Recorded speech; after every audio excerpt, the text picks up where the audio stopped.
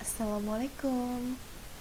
Pertemuan keempat dalam mata kuliah desain pelatihan kali ini, kita akan berdiskusi tentang tujuan pembelajaran dalam pelatihan.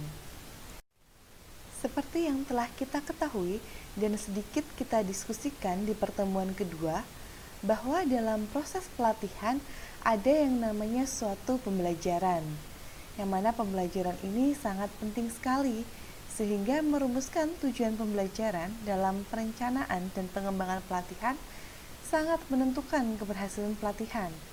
Hasil pelatihan akan tercapai secara efektif dan efisien melalui tujuan pembelajaran yang jelas dan terukur. Jadi apa yang dinamakan dengan tujuan pembelajaran? Jadi tujuan pembelajaran ini adalah pernyataan mengenai hasil yang secara khusus menyatakan pengetahuan, keterampilan, dan sikap seperti apa yang harus ditunjukkan oleh para peserta pelatihan dengan mengikuti proses pelatihan. Jadi dapat kita katakan bahwa tujuan pembelajaran ini adalah apa saja yang harus bisa didapatkan oleh peserta setelah selesai mengikuti pelatihan. Hal apa saja itu terdiri dari 3 aspek, yaitu pengetahuan, keterampilan, dan sikap. Jadi apakah atau apa saja pengetahuan baru, keterampilan, dan juga sikap baru yang dapat diperoleh peserta setelah mengikuti suatu proses pelatihan. Di minggu kemarin kita sudah berbicara tentang TNA.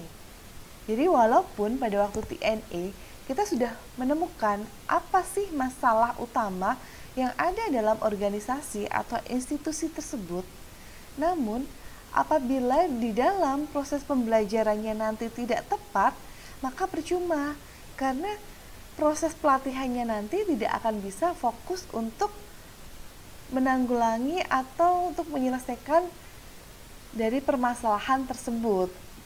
Oleh karena itu sebelumnya perlu dirumuskan suatu tujuan pembelajaran yang tepat. Maksud dari merumuskan tujuan pembelajaran antara lain adalah yang pertama, membantu pelatih untuk memasukkan unit pembelajaran ke dalam konteks. Ini artinya adalah membantu pelatih untuk memilih apa aja sih bahan-bahan yang harus dipelajari dalam proses pelatihan nanti. Jadi misalkan kayak yang pertemuan kemarin contohnya masalahnya ada pada penjualan produk. Jadi di sini kita merumuskan tujuannya apa pembelajaran kita. Kalau masalahnya pada penjualan produk, jadi tujuan pembelajarannya adalah membuat peserta untuk dapat melakukan penjualan atau untuk meningkatkan penjualan produk di organisasi tersebut. Oleh karena itu, jadi kita mikir unit pembelajarannya apa yang ada di dalam isi pelatihan. Oh, berarti tentang bagaimana marketing penjualan, bagaimana memproduksi penjualan yang lebih bagus, dan hal-hal apa saja yang fokus kepada penjualan produk. Lalu yang kedua adalah berfungsi untuk menghubungkan konten dan penilaian hasil pembelajaran. Jadi yang kedua ini, karena tahu kita tujuannya adalah untuk meningkatkan penjualan produk.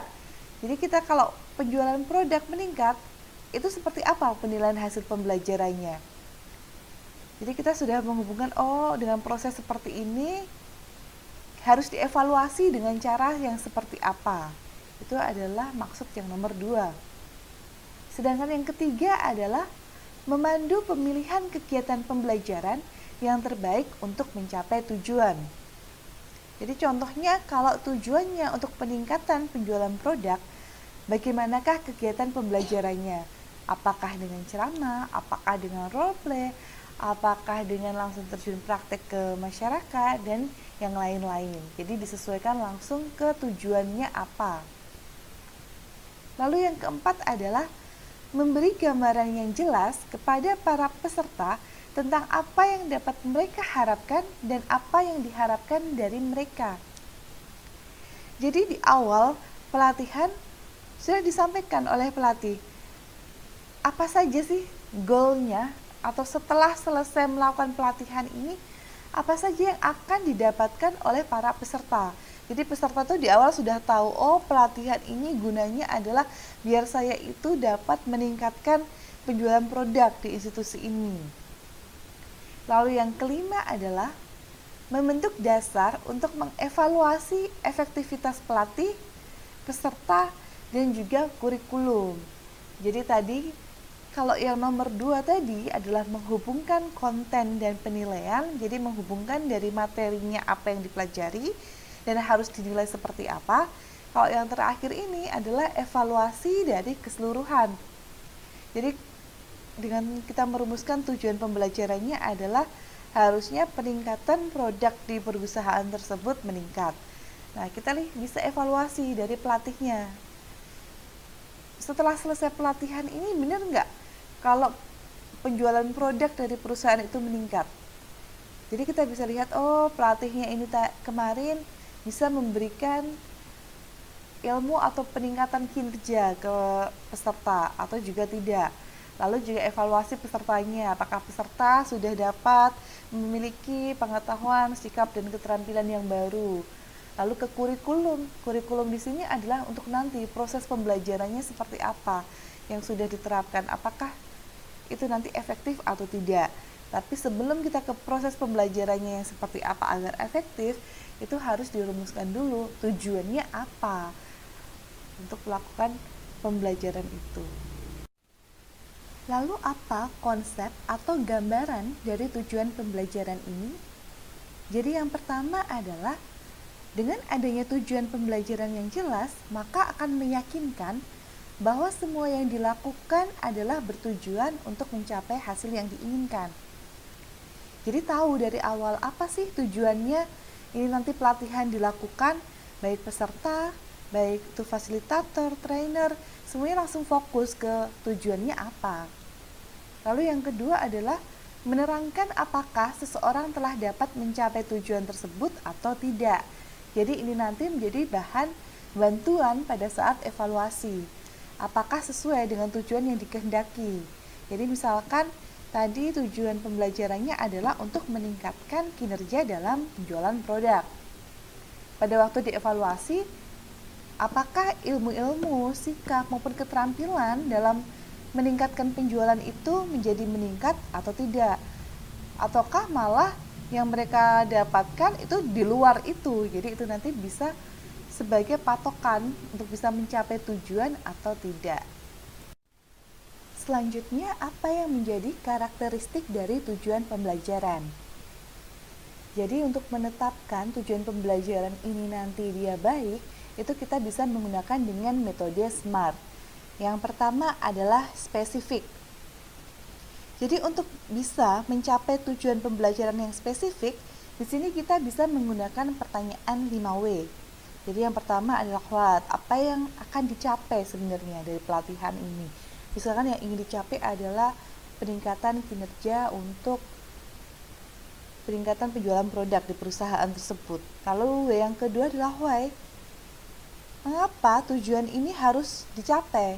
Jadi misalkan di masalahnya ini menjawab masalah. Masalahnya omset menurun, banyak produk yang akhirnya mandek di gudang dan menjadi basi, harus dibuang. Nah, itu adalah jadi benar-benar ini harus ditingkatkan penjualannya agar tidak merugi perusahaan.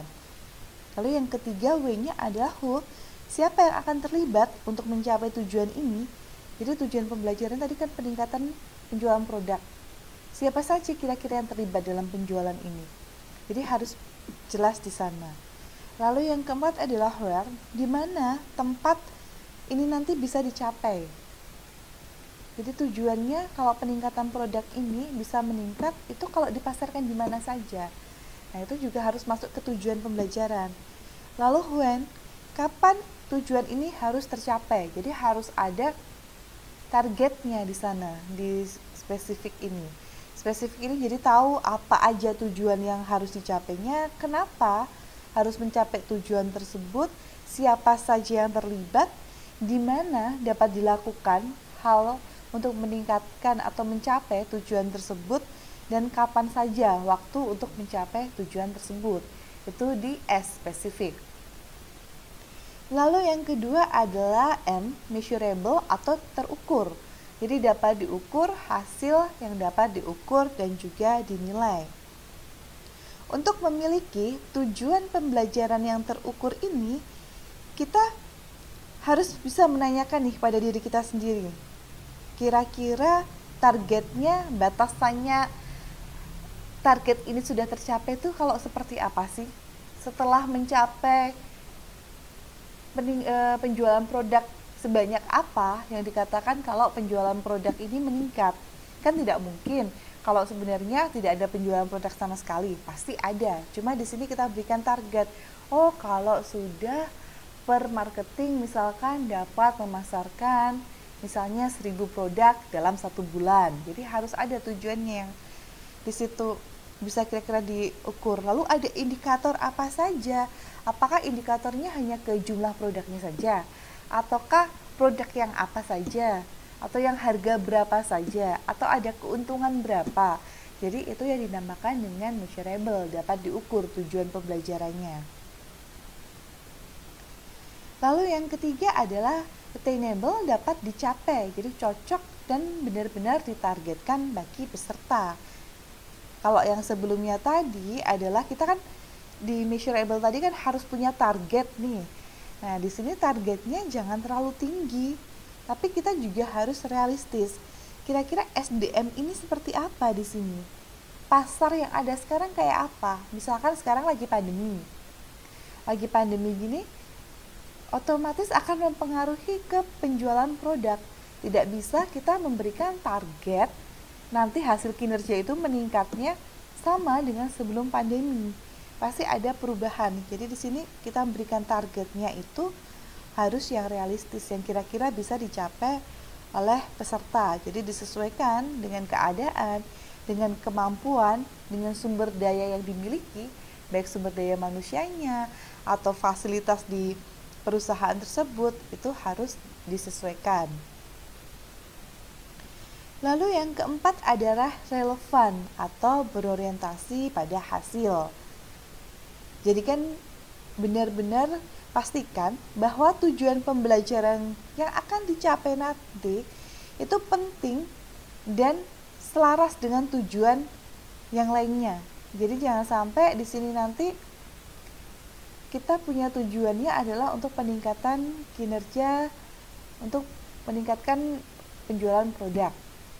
Itu harus sesuai dengan tujuan dalam perusahaan tersebut. Benar nggak perusahaan ini pengen meningkatkan tadi penjualan produknya? Jangan sampai malah berkebalikannya. Dan ini nanti akan berhubungan dengan rencana jangka panjang juga.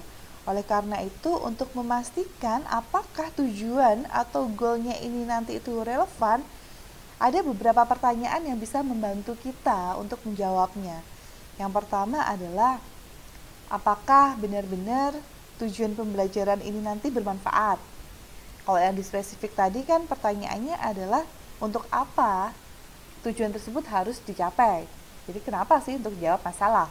Tapi kalau di relevan ini adalah apakah benar ini benar-benar bermanfaat tujuannya, nggak butuh tujuan yang lain. Lalu yang kedua, waktunya tepat nggak untuk dilakukan saat ini? Pelatihan ini nanti benar-benar tepat nggak kalau dilakukan saat ini? Lalu yang ketiga adalah apakah tujuan ini nanti benar-benar sesuai dengan kebutuhan yang lain? Benar-benar tujuannya itu harus ke meningkatkan produknya. Lalu sesuai tidak dengan lingkungan yang ada saat ini? Jadi itu ada relevan, berorientasi pada hasilnya. Jadi hasilnya itu apakah sesuai ini nanti tujuan dengan hasil yang akan diharapkan nanti? Seberapa besar manfaat yang akan dicapainya? Itu adalah di relevan.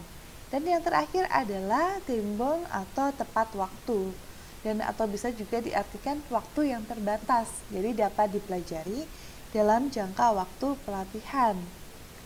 Jadi kita harus menentukan nih kapan target dan waktu pelaksanaan pelatihannya, dan kapan evaluasi bisa dilakukan.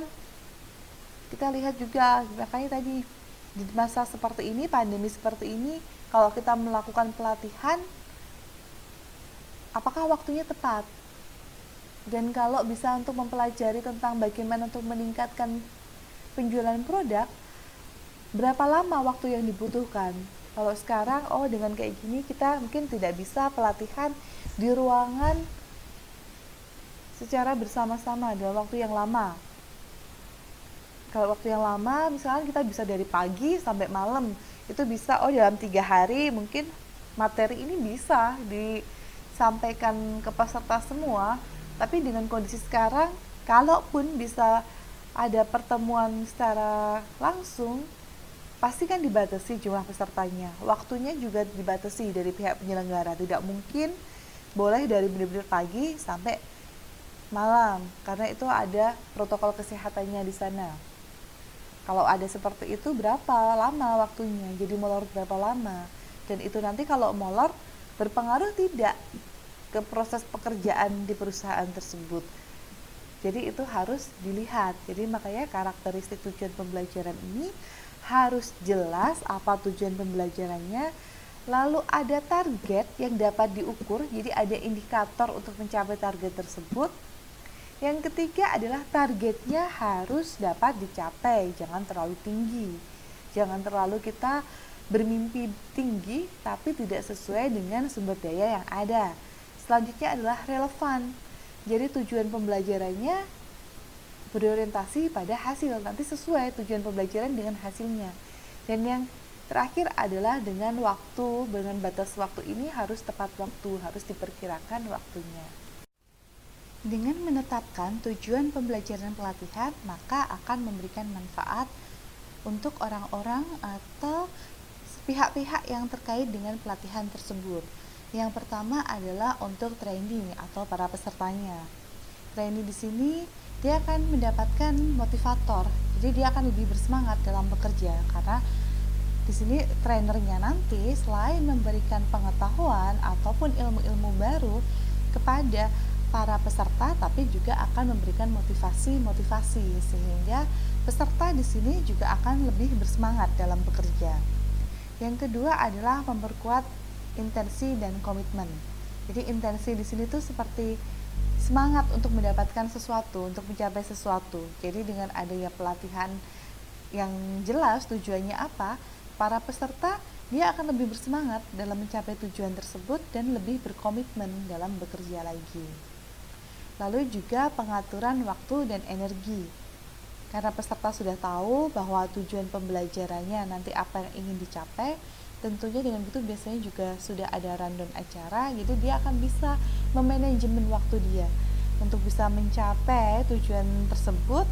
Maka energi yang harus dikeluarkan tuh pada waktu materi A seperti ini. Untuk nanti misalkan tahu nanti akan ada praktek lapangan, berarti membutuhkan energi yang lebih besar pada waktu praktek lapangan, dan sebagai peserta kita dapat mempersiapkannya.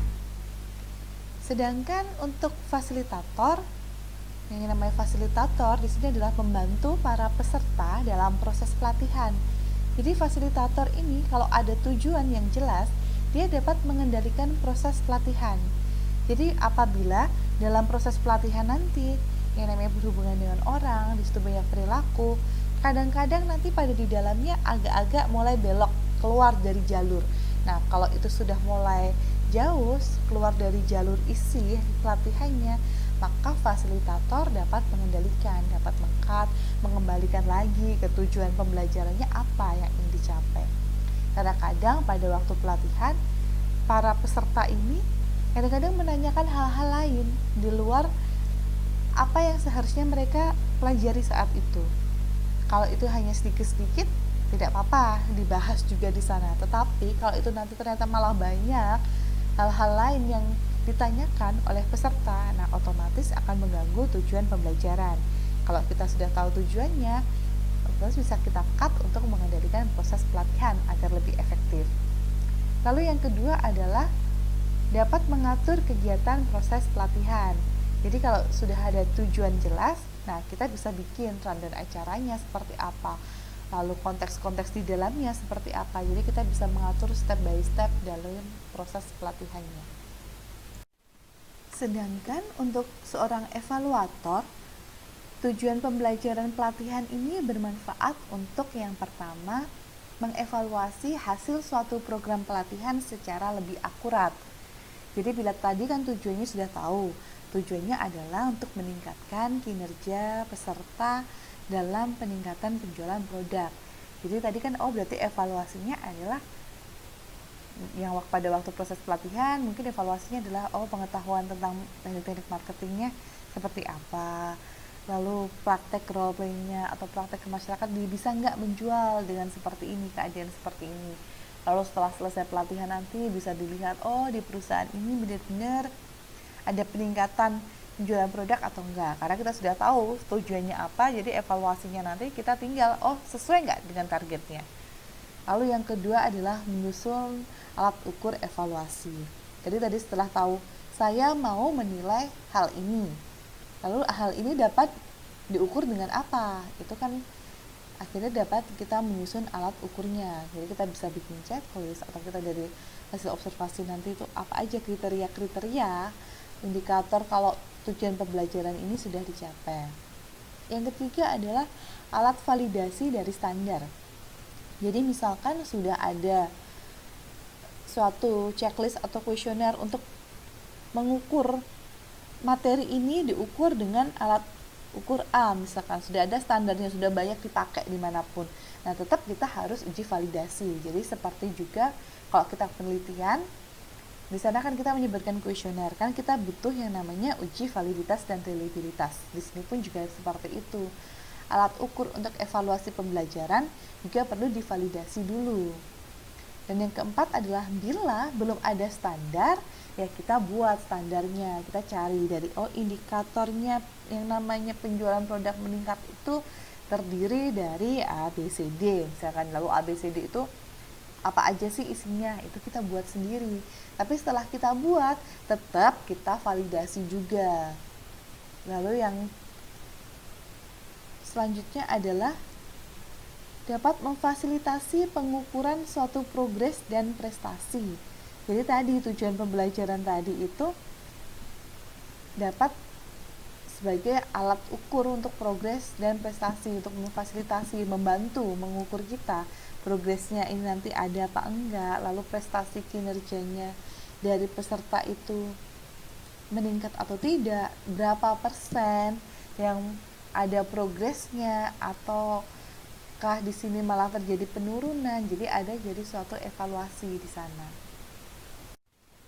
Sebelumnya tadi pada waktu karakteristik penentuan tujuan pembelajaran itu ada yang namanya SMART. Lalu sekarang bagaimana untuk penentuannya? Penentuan tujuan pembelajaran. Yang pertama adalah harus dirumuskan secara spesifik. Apakah perubahan perilaku atau perubahan pengetahuan yang ingin dicapai setelah pelatihan dilakukan?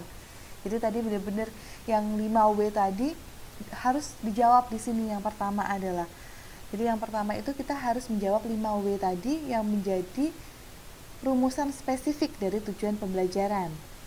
Setelah dicapai, terjawab ini tujuan pembelajarannya. Jadi berdasarkan tujuan tersebut, maka kita tentukan materi pelatihannya harus apa. Kan tadi kan apa yang harus dipelajari, siapa saja, kapan, waktunya apa, mengapa itu harus dilakukan. Nah dari situ kita baru bisa merumuskan materinya apa saja yang harus digunakan. Misalkan tadi kalau peserta dari hal itu yang terkait adalah misalkan peserta hanya orang marketing saja, hanya salesnya misalkan. Kalau salesnya ya berarti materinya adalah lebih ke kebanyakan ke bagaimana untuk prakteknya mereka bisa berjualan. Tetapi kalau di sini ternyata tujuan ini tidak bisa dicapai hanya dari marketingnya, tapi butuh di sini misalkan untuk manajerial areanya. Jadi untuk yang koordinator area di sana, otomatis materinya tidak cukup hanya bagaimana teknik marketingnya, tapi di situ adalah bagaimana teknik untuk supervisinya, untuk mengontrol penjualan tadi. Jadi oleh karena itu yang pertama kita tentukan dulu tujuan yang spesifiknya apa. Setelah tahu tujuannya apa, lalu baru kita bisa mencari materi apa aja yang paling tepat agar tujuan tadi bisa tercapai. Dalam menetapkan tujuan pembelajaran ini ada sasaran yang harus dicapai. Bedanya tujuan dengan sasaran adalah Kalau tujuan ini adalah tujuan akhir dari proses pembelajaran pelatihan ini, apa tujuan akhirnya. Sedangkan kalau sasaran adalah tingkatan yang harus dicapai dari individu atau peserta sebagai pembelajar dalam mencapai tujuan pembelajaran tadi. Jadi tingkatannya lebih spesifik untuk sasaran. Jadi kalau tujuan pembelajaran itu adalah hasil akhir, setelah selesai pelatihan ini, apa yang akan didapatkan oleh peserta. Sedangkan kalau sasaran adalah tingkatan-tingkatannya untuk sampai ke tujuan tadi, apa aja yang harus dilewati. Untuk sasaran ini dibedakan menjadi sasaran umum atau tujuan umumnya dan juga sasaran khusus. Misalkan di sini adalah untuk sasaran umumnya berisi pada akhir pelatihan semua peserta diharapkan mengenal tentang prinsip-prinsip marketing umum dan dapat digunakan dalam situasi kerja sehari-hari. Itu misalkan untuk sasaran umumnya. Nah, di sini sasaran khususnya dibagi menjadi ke keseluruhan pelatihan atau bisa juga ke subjek pembahasan atau sasaran instruksional. Jadi di sini kalau sasaran khusus ini digambarkan dalam bentuk perilaku yang dapat diamati. Jadi kalau tadi sasaran umumnya adalah mengetahui prinsip marketing yang nanti bisa diterapkan dalam pekerjaan sehari-hari. Lalu khususnya ke keseluruhan pelatihan, bagaimana perilakunya yang bisa dikatakan kalau tadi itu bisa tahu prinsip marketing. Jadi seperti apakah perilaku dari keseluruhan pelatihan ini yang bisa diamati. Sedangkan kalau subjek pembahasan di sini adalah lebih ke sasaran instruksionalnya, jadi lebih spesifik. Jadi misalkan adalah setelah pelatihan ini peserta diharapkan dapat menjual 500 produk dalam waktu 1 minggu. Nah, itu adalah sasaran khusus. Jadi kalau tadi umumnya tuh hanya tahu prinsip-prinsipnya dapat diterapkan dalam kegiatan sehari-hari. Sedangkan kalau sasaran khusus kelihatan di perilakunya. Jadi untuk keseluruhan pelatihan itu seperti apa, jadi pada waktu proses-proses pelatihannya itu terlihat. Lalu juga subjek pembahasan atau sasaran instruksional, misalkan salah satu contohnya adalah bagaimana berjualan kan. Jadi bisa kita lihat perilakunya, dalam seminggu itu harus bisa berjualan 500 produk. Itu adalah contoh dari sasaran khususnya. Di dalam tujuan pembelajaran harus mencakup domain-domain yang akan ditingkatkan. Yaitu yang pertama adalah memberi pengetahuan baru atau cognitive domain. Lalu adanya perbedaan sikap, yaitu affective domain, dan adanya keterampilan baru atau psychomotor domain. Karena sasaran khusus tadi dapat kita lihat dari perilaku peserta, maka bagaimana cara kita dapat menilai perilaku tersebut? Jadi perilaku ini dalam domain ada yang namanya kognitif, ke pengetahuan, afektif sikapnya, dan juga ke psikomotor atau ke keterampilannya. Jadi nanti kita bisa melihat nih apakah pesertanya 3 hal ini nanti sudah bisa tercapai. Kan seperti kita sudah bahas kemarin-kemarin, kalau yang namanya pelatihan itu untuk meningkatkan pengetahuan, sikap, dan juga keterampilan dari peserta. Nah, bagaimana perilaku dalam domain kognitifnya untuk pengetahuannya? Yang pertama kita bisa melihat dari pengetahuannya. Jadi kalau kita tanya ke peserta paham nggak? Jadi bisa kan langsung aja, apakah yang dinamakan marketing? Itu sampai ke pengetahuan, dia bisa menjelaskan, marketing adalah bla bla bla bla. Lalu bisa ke pemahaman. Peserta paham, tidak hanya tahu apa itu marketing, tapi paham. Misalkan disuruh menjelaskan ke marketing yang baik itu seperti apa, contohnya seperti apa, dia bisa menjelaskan lebih detail. Jadi dia paham berarti. Lalu aplikasinya, peserta nggak hanya bisa menjawab secara teoritis, tapi dia tahu ini nanti bisa digunakan untuk apa. Nah, itu ke aplikasi. Lalu analisis tuh misalkan dari ada permasalahan di lapangan, kita kasihkan contoh soal ada permasalahan di lapangan seperti ini, peserta bisa nggak menjawabnya? Kalau bisa, berarti peserta ini bisa menganalisis dari teori yang ada dengan permasalahan yang ada. Lalu berikutnya adalah sintesis. Jadi sintesis di sini adalah ada beberapa hal Lalu dia bisa mengambil suatu kesimpulan di situ. Jadi dia bisa nggak mensintesisnya. Dan yang tahap kognitif selanjutnya adalah evaluasi. Jadi di sini peserta secara pengetahuan tidak hanya bisa menjawab, marketing adalah ini, bisa diterapkan kini, kalau ada masalah ini harus seperti ini, tapi dia juga bisa memberikan evaluasi. Hal ini sebenarnya salah, jadi harusnya yang benar adalah hal A, B, C. Ini bisa ditengkapkan dengan ini, jadi bisa menjadi evaluasi dari kognitifnya. Jadi setelah ini tadi bisa terjawab, kita bisa tahu kalau sasaran khususnya dalam domain pengetahuan sudah tercapai, atau sampai ke tahap mana sih sebenarnya. Ini sebenarnya dari pengetahuan sampai evaluasi ini kita bisa cari tahu dalam taksonomi Bloom untuk aspek kognitif. Jadi ini adalah orang tuh pertama tahu, setelah tahu dia paham, setelah paham dia dapat mengaplikasikan. Kalau udah bisa mengaplikasikan, dia dapat menganalisis, setelah itu dia dapat mensintesis apakah itu semua yang dia ketahui. Lalu yang terakhir, dia akhirnya bisa mengevaluasi.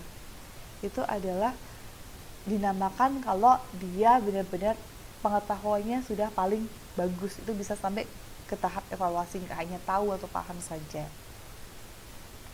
Lalu bagaimana kita bisa mengetahui dari perilaku afektif atau sikapnya? Jadi kita lihat adalah bagaimana peserta ini menerima materi.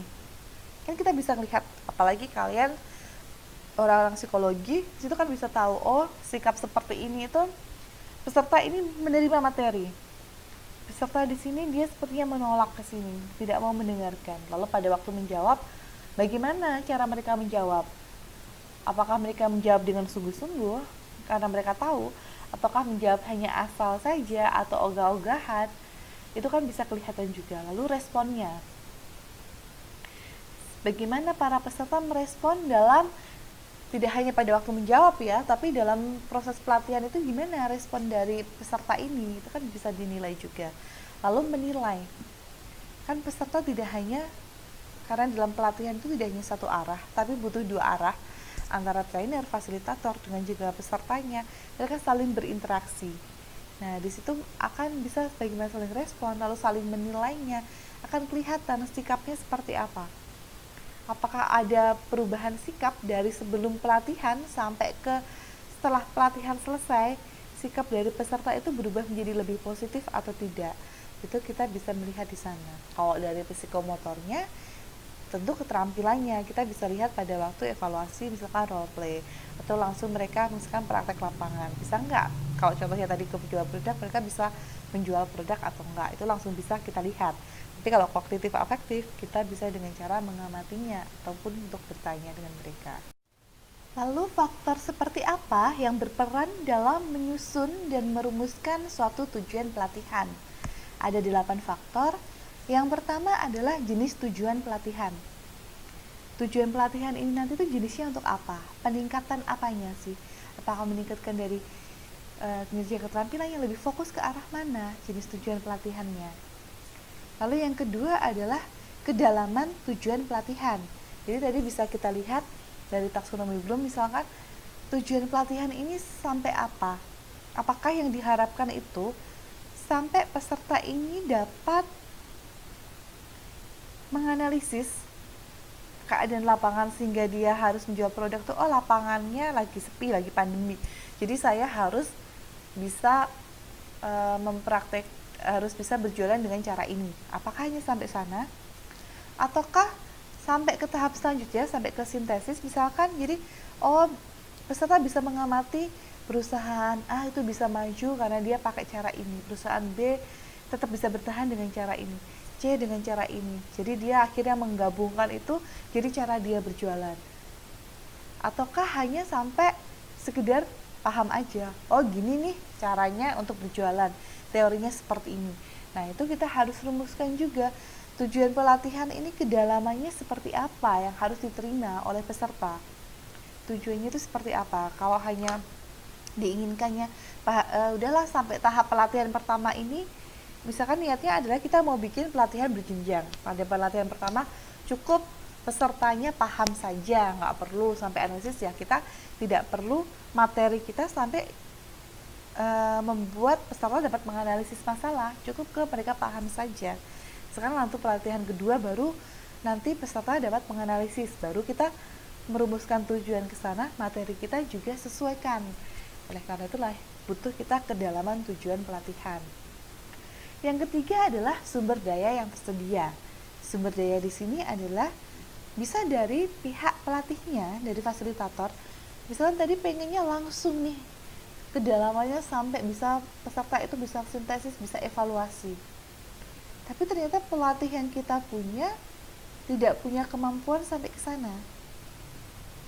Jadi kita jangan merumuskannya terlalu tinggi sampai sana, tapi kita sebagai pelatih tidak punya kemampuan sampai ke tahap itu. Kita misalkan cuma punya kemampuan untuk sampai peserta dapat menganalisis misalkan. Ya sudah, kita tentukan tujuannya juga sesuai dengan sumber daya. Atau bisa juga sumber daya itu dari pesertanya sendiri. Oh, kira-kira peserta ini tuh mereka kebanyakan lulusan apa, atau berapa lama pengalaman mereka kerja. Misalkan mereka baru pengalaman masih pekerja baru, masih 3 bulan kerja. 3 bulan kerja, otomatis kita tujuannya nggak bisa yang langsung tinggi, targetkan ke hal yang sangat tinggi ke mereka, karena mereka pengalamannya masih dikit. Tapi misalkan kalau peserta ini adalah peserta yang sudah senior, mereka sudah ada pengalaman 2 tahun sebagai marketing misalkan, ya kita bisa bikin target yang lebih tinggi lagi tujuan kita. Kan tadi kalau di sasaran khusus kan perilakunya langsung kan, kita bisa amati langsung, dan tadi juga di tujuan itu harus yang memang spesifik dan dapat diukur, makanya targetnya harus jelas berapa. Bisa juga sumber daya ini adalah dari fasilitas yang ada. Fasilitas pelatihan yang disediakan apa? Bisa nggak untuk mencapai semua hal itu tadi? Kalau nggak bisa, ya sesuaikan aja dengan fasilitas yang ada. Misalkan fasilitasnya, oh ini karena penjualan produk dibutuhkan pesertanya harus terjun ke masyarakat, praktek langsung, dilihat ke masyarakat bisa berjualan atau enggak. Tapi dalam masa pandemi kayak gini pasti butuh fasilitas lain yang lebih mendukung, misalkan maskernya, lalu misal butuh disinfektan, antiseptik, atau yang lainnya yang lebih banyak lagi, atau pengukur suhu. Tapi ternyata perusahaan tidak bisa menyediakan sebanyak peserta misalkan, dan cuma hanya beberapa. Ya kita sesuaikan, berarti tujuannya jangan sampai ke sana, atau cukup sampai ke role play aja misalkan. Jadi sumber daya ini harus juga dilihat. Yang keempat adalah waktu pelatihannya. Jadi kapan waktunya dan berapa lama. Kalau hanya sebentar, ya kita jangan merumuskan tujuan pelatihan yang terlalu tinggi. Kan kita tahu kalau dalam waktu misalkan hanya 2 hari, waktu pelatihan 2 hari itu materi apa sih yang bisa diberikan dalam 2 hari, ya tujuannya sesuai nanti dengan materi yang bisa kita berikan. Jangan sampai materinya terlalu tinggi tetapi waktunya tidak cukup. Jadi waktu juga harus dilihat. Kelima, peserta pelatihan, jadi pesertanya siapa, itu harus dipertimbangkan juga dalam merumuskan tujuan. Keenam, metode dan media pelatihan. Bagaimana metodenya? Tadi sudah saya contohkan juga seperti di sumber daya tadi ya. Di metodenya apakah butuh praktik lapangan, ataukah hanya role play, ataukah hanya kita di sini lebih diskusi saja. Lalu medianya butuh apa? Tersedia atau tidak hal itu nanti juga harus disesuaikan. Lalu ketersediaan pelatih. Nah, tadi pelatihnya itu ada apa enggak? Atau misalkan di sini pelatihnya sebenarnya mumpuni dalam semua itu. Mau sampai kedalaman seperti apapun, kita punya pelatih yang hebat-hebat. Tapi ternyata pesertanya banyak sekali. Ternyata pesertanya 200. Kita cuma punya pelatih 2. Mungkin enggak ya, 2 pelatih ini bisa efektif untuk melatih 200 peserta. Nah, itu juga harus kita lihat tujuannya. Berarti kalau kita cuma punya 2 pelatih saja, seperti apa tujuan pelatihan kita yang bisa kita rumuskan. Lalu yang ke-8 adalah evaluasi pelatihan. Jadi kita evaluasinya nanti itu kita bisanya dengan cara apa. Itulah nanti kan berhubungan dengan tujuan. Kalau tujuannya A, ya kita evaluasinya harus bisa menjawab A. Oleh karena itu evaluasi ini penting juga dalam merumuskan tujuan pelatihan. Jadi kalau kita mau merumuskan tujuan, kalau kriterianya adalah harus SMART, tapi faktor yang ada di dalamnya itu adalah ada jenis tujuannya apa, kedalamannya seperti apa, sumber dayanya apa aja yang ada, waktunya kapan, berapa lama, siapa pesertanya, apa metode dan media yang dipakai, bagaimana ketersediaan pelatih, dan bagaimana evaluasi dari pelatihan tersebut. Dalam kita merumuskan sasaran training, itu ada aspek-aspek yang harus dipenuhi menurut Mager pada tahun 1962.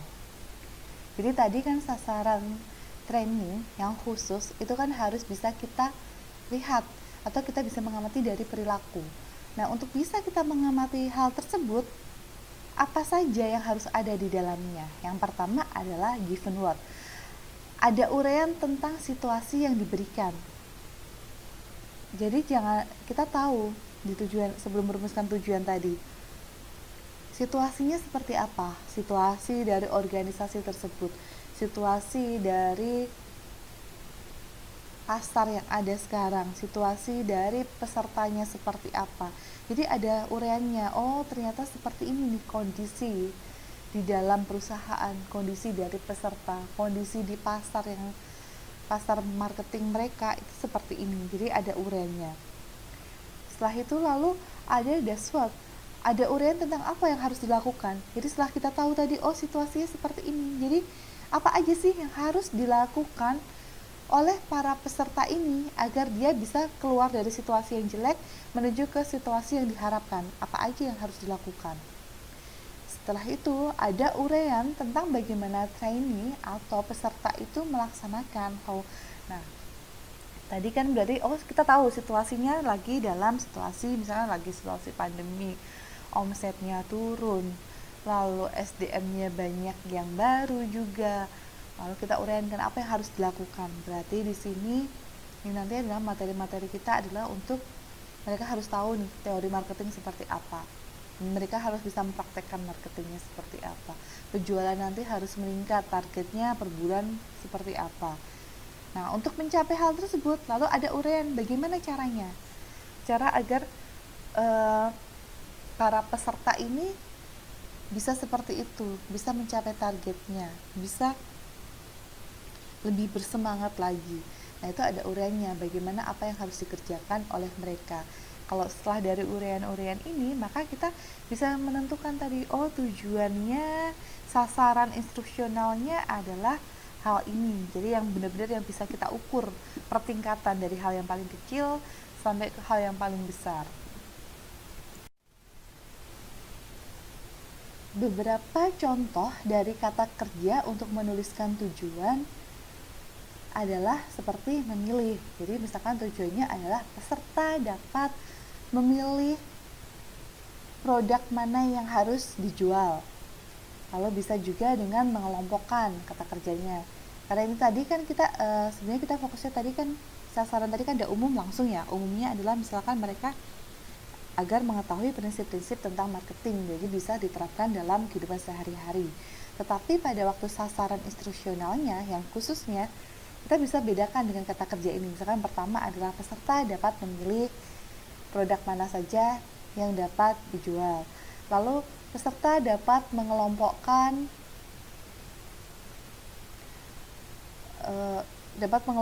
jenis produk berdasarkan dengan target market mereka misalkan. Lalu peserta dapat meyakinkan customer untuk membeli produk mereka.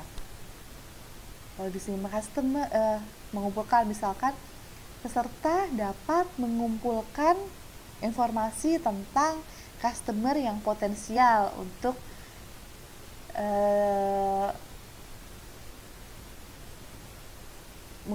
bisa mengumpulkan tadi kan informasi customer yang potensial untuk mereka promosikan produknya. Kalau misalkan menghitung, peserta dapat menghitung berapa target yang harus dipenuhi dalam tiap minggunya. Kalau misalkan menggambarkan, peserta dapat menggambarkan bagaimana kinerja mereka dalam 1 bulan pertama. Jadi ini adalah contoh-contoh kata kerjanya. Jadi pada waktu tadi sasaran khususnya itu kan harus bertingkat. Jadi kita dalam agar bisa peserta ini menerapkan prinsip marketing dalam kehidupan sehari-hari dalam pekerjaan mereka, apa saja yang harus mereka penuhi, caranya seperti apa aja, itu adalah dengan kita menggunakan kata-kata kerja yang ada di sini. Tujuan pelatihan ini juga mempunyai komponen dan juga ciri-ciri. Di sini kita bisa memakai dari teori perilaku ABC, yaitu antecedent, behavior, dan juga kriteria. Yang pertama adalah antecedent atau kondisi tertentu.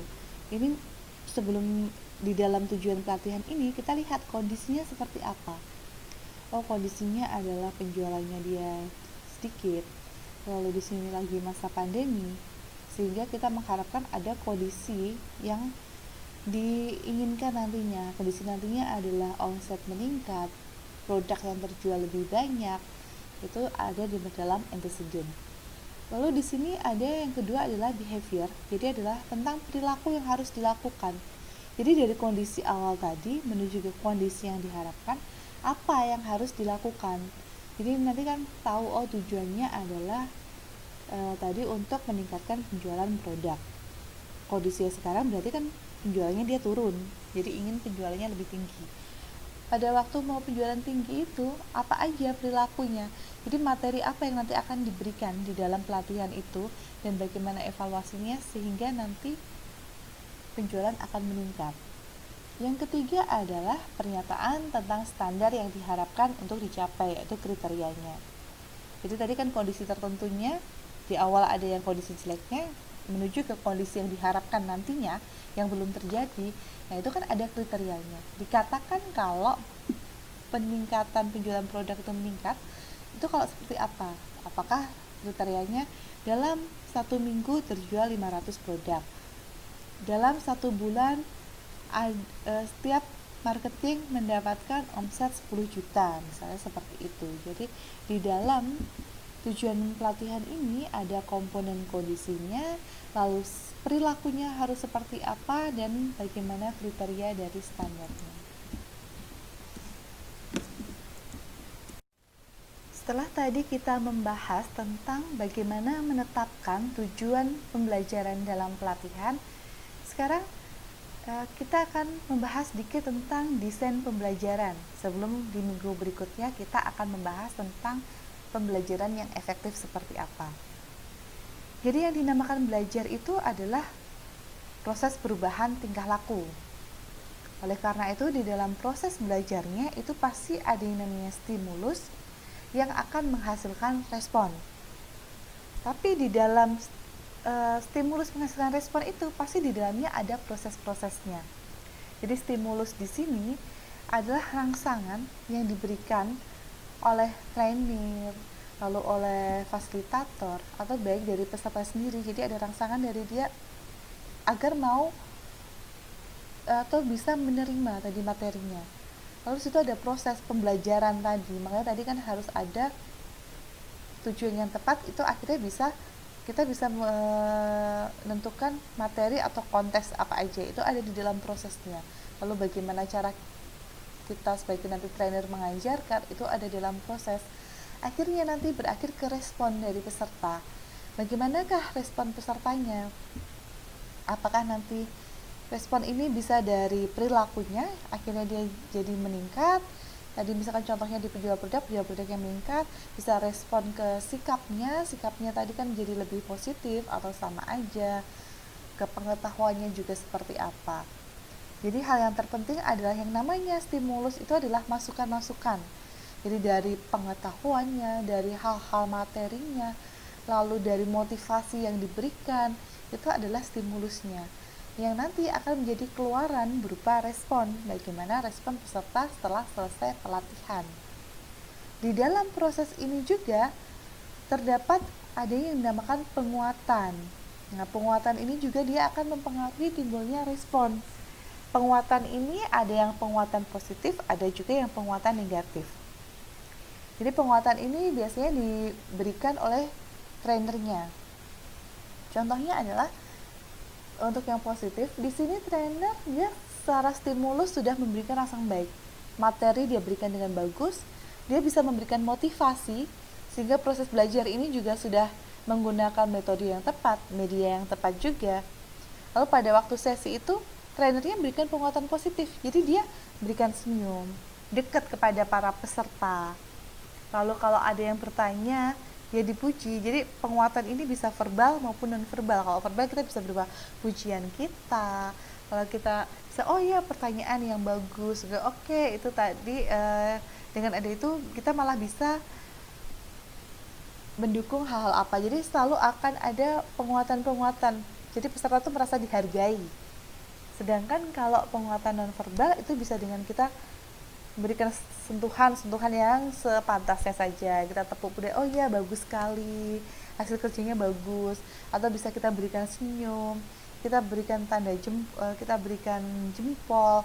Nah itu adalah penguatan-penguatan yang positif. Jadi peserta merasa dihargain juga, akhirnya dia semakin termotivasi. Oh saya benar ini berarti, oh saya ternyata bisa menerima, oh dan ini pelatihnya enak sekali, jadi saya bersemangat untuk menyelesaikan pelatihan ini. Saya bisa mengerjakan, berarti dia akan lebih mau menyimak pelatihan dan berusaha untuk menerapkannya lagi di responnya. Tapi ada juga penguatan yang negatif.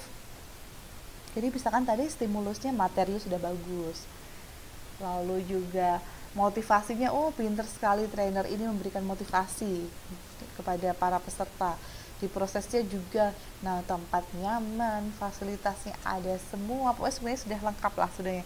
Tapi dia nggak bisa memberikan penguatan positif. Jadi begitu ada orang bertanya, dia malah, gimana sih? Tadi kan sudah baru saja saya jelaskan, kenapa ditanyakan lagi?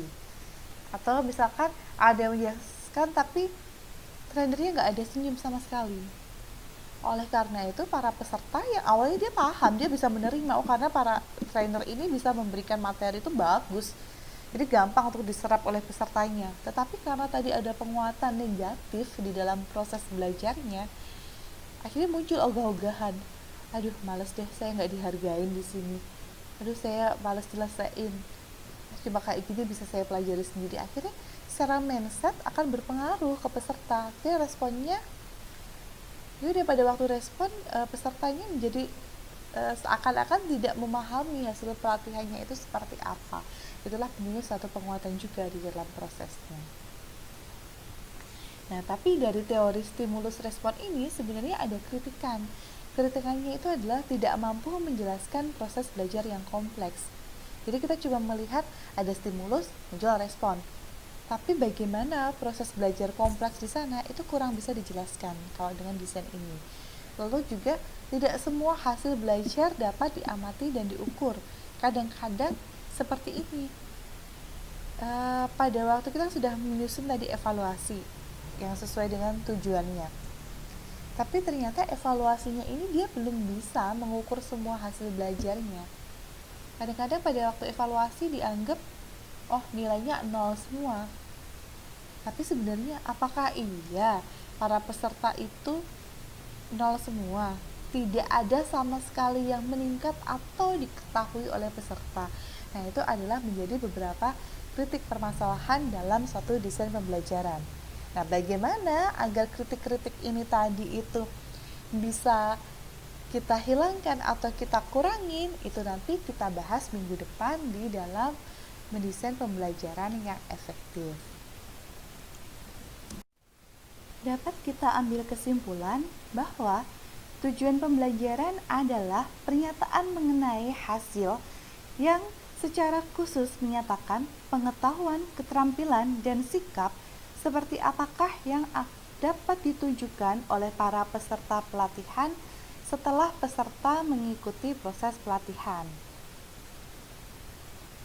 Adapun karakteristik dari tujuan pembelajaran ini itu ada 5, yaitu SMART, spesifik, langsung, jelas, konkret seperti apa tujuannya, measurable, dapat diukur, lalu attainable, jadi dapat dicapai, relevant, sesuai dengan hasilnya yang ingin dicapai, lalu ada time bound atau waktu yang tepat. Sedangkan faktor dalam menyusun atau merumuskan tujuan pelatihan itu ada 8.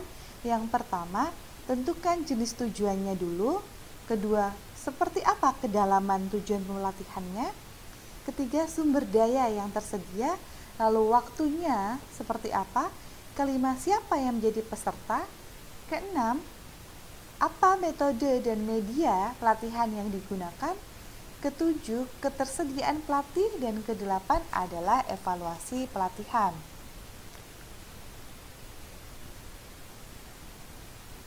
Selain itu, dalam menetapkan tujuan pembelajaran, ada yang namanya sasaran yang harus dicapai, yang terdiri dari sasaran umum atau juga dikenal dengan tujuan umumnya, lalu ada sasaran khusus yang meliputi keseluruhan pelatihan dan subjek pembahasan atau sasaran instruksional, yang mana sasaran khusus ini dapat digambarkan dalam bentuk perilaku yang dapat diamati. Lalu bagaimana cara kita menentukan sasaran khusus ini? Tadi ada kata-kata kerja yang dapat dipakai untuk merumuskan tujuannya. Begitu juga sampai nanti menetapkan evaluasinya, sudah sesuai atau belum. Jadi di sini tujuan pembelajaran ini sangat penting sekali dilakukan dalam perencanaan dan pengembangan pelatihan agar nanti pelatihannya benar-benar dapat berhasil dan efektif. Jadi tidak hanya tadi kemarin fokus ke masalahnya apa, setelah tahu apa masalahnya, kita rumuskan tujuannya seperti apa, sehingga dari tujuan itu kita bisa membreakdown lagi ke konteks-konteks apa yang harus dipelajari, sehingga nanti sesuai kalau tujuan nanti adalah bisa menjawab masalah yang pada Q&A kemarin. Demikianlah materi pada pertemuan keempat yang dapat saya berikan. Terima kasih atas perhatiannya. Walau mafiq ila aqwamit thoriq. Wassalamualaikum warahmatullahi wabarakatuh.